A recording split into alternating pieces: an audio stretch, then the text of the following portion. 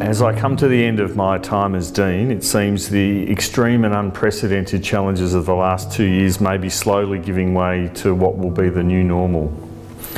I'm incredibly proud of the achievements of our faculty and our college in weathering what we hope will be the worst of the disruption so far, while maintaining as much business as usual as we could. This includes delivering our exams, our scientific meetings, progressing with our major strategic projects in procedures, the National Health Practitioner Education Strategy, and the Better Pain Management TGA grant, which provided faculty education products to just under 11,000 health professionals, mainly GPs and medical students. While so much has changed and we can never really go back entirely to our pre-pandemic ways, there is still a lot of optimism and the chance for regrowth. When I began my term, we were looking at generational change within the faculty's staff and structures, and I think we've delivered and capitalised on those opportunities. The new board, which will shortly take office, has many new faces compared to 2 years ago. The chairs of all of the faculty's committees have been renewed during my term as Dean. And in particular, our new Executive Director, Leonie English, took a lot on trust when she joined us nearly 2 years ago. Leonie was onboarded and recruited entirely remotely during lockdowns, and she in fact has still not met all of the board members in person. She took a lot on trust when she joined us, and I thank her for taking that leap into the unknown, as I think we have benefited enormously from her expertise, and I hope that it's been professionally satisfying for her as well. The rest of our faculty staff have been simply remarkable in their resilience and dedication. Having to work from home, having to work at odd hours and with variable levels of direct support from the college or from the fellows, they really have not missed a beat. It's probably the biggest regret of my time as Dean that I've not been able to work face to face more with the diversely skilled and extremely effective group of staff that we have. You all have my heartfelt thanks and recognition of your immense contribution to keeping things going. And as Kieran comes into the role of Dean, I wish him and the board well. We have to a large degree the set of problems and challenges that we would like to have at this point in our strategic planning, and I believe we're well placed to move forward.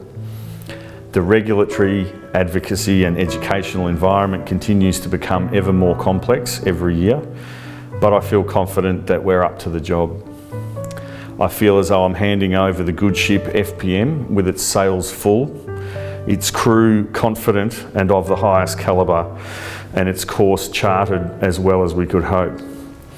I wish Kieran fine weather and reliable navigation and smooth sailing at the start of his voyage.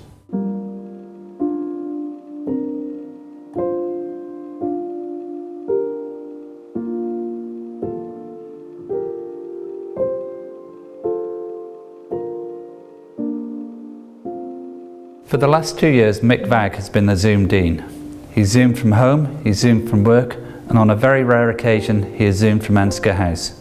During that time, he has led the faculty forward, with both the Procedures Endorsement Programme and by advocating for our fellows, both within ANZCA and at a federal and national level. On behalf of the faculty, I would like to thank Mick Vagg for not only holding the fort during difficult times, but continuing to lead the faculty forward.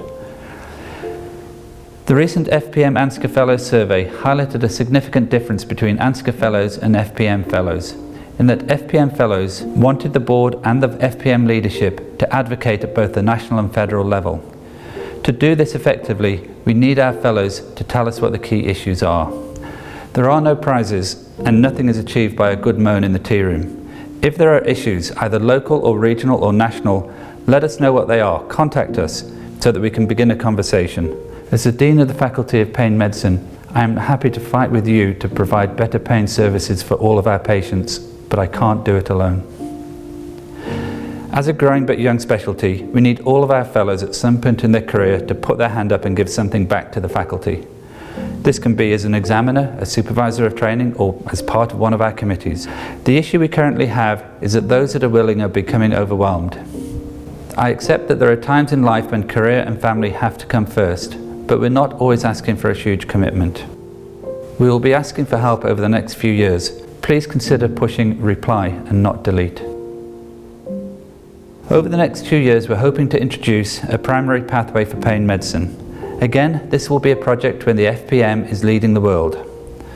My expectation is, like our procedures endorsement program, it will start small, but over time it will give our trainees the option of entering pain medicine without first doing a primary specialty. There are several options available to us, and we will be seeking your advice and support in how to lead this forward. Milton Cohn and the Learning Development Committee have recently completed a review of the training curriculum. The next stage is a review of our assessment process. The feedback from our trainees and SOTs is that we have too many assessments and too much duplication. The review will aim to bring in a more programmatic assessment with a more systematic and comprehensive approach to both our formative and summative assessments. To ensure the success of this programmatic approach, we will need to ensure that our SOTs are properly trained in how to teach our curriculum and that our training units provide a world-class learning environment for our trainees. It is my intention to continue the hard work of previous deans. I can't do it alone, and I'm looking forward to your support. This is going to be a significant piece of work, and I'm thankful to ANZCA for supporting us in appointing Dr Melissa Viney as our new DPA for Education.